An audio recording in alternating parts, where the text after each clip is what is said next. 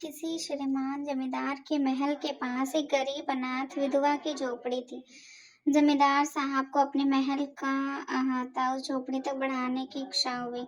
विधवा से बहुत कहा कि अपनी झोपड़ी हटा ले, पर वह तो कई जमाने से वहीं बसी थी। उसका प्रिय पति और इकलौता पुत्र अ, भी उसी झोपड़ी में मर गया था। पतोहू भी एक 5 बरस की कन्या को छोड़कर चल बसी थी। अब यही उसकी पोती इस वृद्धा काल में एकमात्र आधार थी। जब उसे अपनी पूर्व स्थिति की याद आ जाती तो मारे दुख के फूट फूट कर रोने लगती थी। और जब से उसने अपने श्रीमान पड़ोसी की इच्छा का हाल सुना, तब से वह मृतप्राय हो गई थी। उस झोपड़ी में उसका मन लग गया था कि बिना मरे वहां से वह निकलना नहीं चाहती थी। श्रीमान के सब प्रयत्न निष्फल हुए। तब वे अपनी जमींदारी चाल चलने लगे। बाल की खाल निकालने वाले वकीलों की थैली गरम कर उन्होंने अदालत से झोपड़ी पर अपना कब्जा करा लिया और विधवा को वहां से निकाल दिया।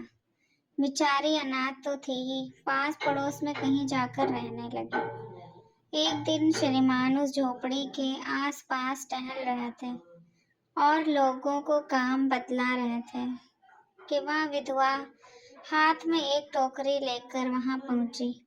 श्रीमान ने उसको देखते ही अपने नौकरों से कहा कि इसे यहाँ से हटा दो, पर वह गिड़गिड़ाकर बोली, महाराज, अब तो यह झोपड़ी तुम्हारी ही हो गई, मैं उसे लेने नहीं आई हूँ।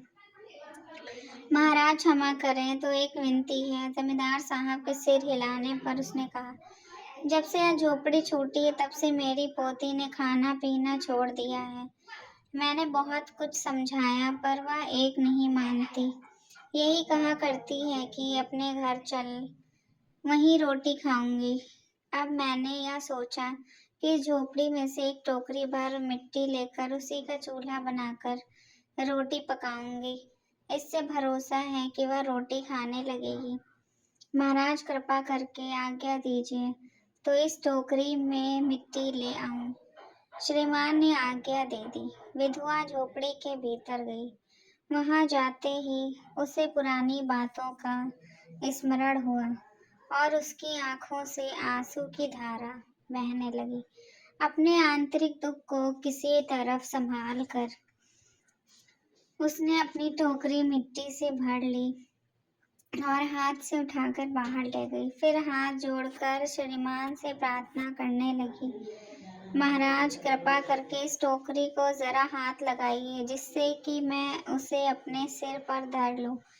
जमींदार साहब पहले तो बहुत नाराज हुए, पर जब वह बार बार हाथ जोड़ने लगी और पैरों पर गिरने लगी तो उनके मन में कुछ दया आ गई। किसी नौकर से न कहकर आप ही स्वयं टोकरी उठाने आगे बढ़े। जो ही टोकरी को हाथ लगाकर ऊपर उठाने लगे तो ही देखा कि यह काम उनकी शक्ति के बाहर है।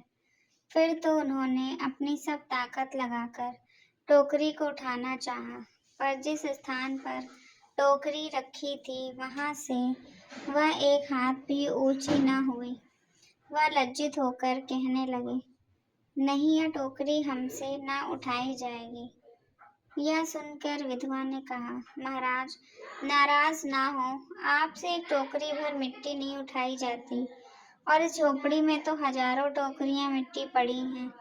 उसका भार आप जन्मस भर क्यों कर उठा सकेंगे? आप ही इस बात पर विचार कीजिए। जमींदार साहब धन मन से गर्वित हो अपना कर्तव्य भूल गए थे, पर विधवा के उपयुक्त वचन सुनते ही उनकी आंखें खुल गईं। कृत कर्म का पश्चाताप कर उन्होंने विधवा से क्षमा मांगी और उसकी झोपड़ी वापस